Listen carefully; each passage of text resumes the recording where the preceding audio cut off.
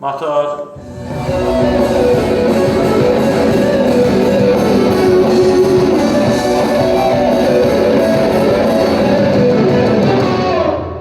Şirindim, şirindim, ana dilim şirindim, şirindim, şirindim, ana dilim şirindim. Hem talimdi hem merhem, şirin sözler şirindim.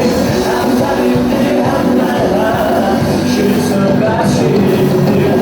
Hem talimdi hem merhem, şirin sözler şirindim. Hem talimdi hem merhem, şirin sözler şirindim.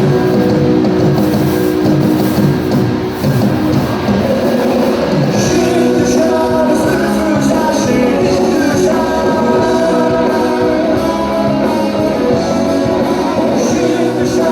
zülfü düşer, şirin düşer.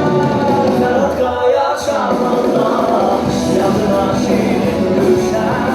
Ferhat Kaya Şaman'dan yanına şirin düşer.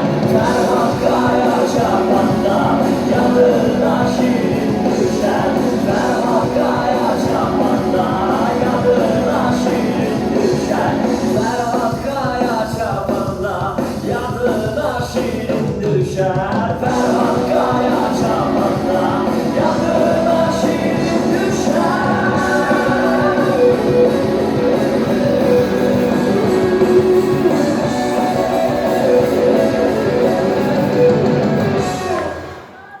Bravo. Eşk olsun Merdan. Sənə də eşk olsun. Çox təşəkkür etmək yaxşı. Sənə də çox təşəkkür bildirirəm ki, bu gözəl uşaqların yanında oldun. Uşaqlar, sizə təşəkkürlər olmuşlar. Çox sağ ol, var olun. Sağ olun, ben her zaman onların yanındayım. Türkiye festivallarına katılıyorum. Dostlarımızın yanındayım. Size çok sağ olun ki bizim gün değerli.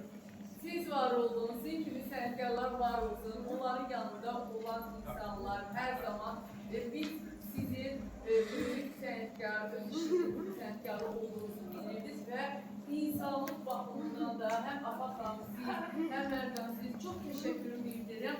Belə Afaq xanım da bu eşitmə məhdudiyyətli qızlar bakanında onun çalışırlar. Onları işe götürüp, mən təşəkkürümü bildirirəm. Artıq onlarla danışmağı da bacarır, onlarla o işarə dilində. Çox təşəkkürümü bildirirəm. Var olasan, sən zaten başqa kimsədə alınmazlar. Sən bir gözəl insansan, öz işinin peşəkarısan və təşəkkür bildirirəm. Eyni zamanda sizə hədiyyələrim də var, Mərdan müzik edəcək. Hədiyyəsini də vereyim sizə. Mərdan, mən çox təşəkkürümü bildirirəm.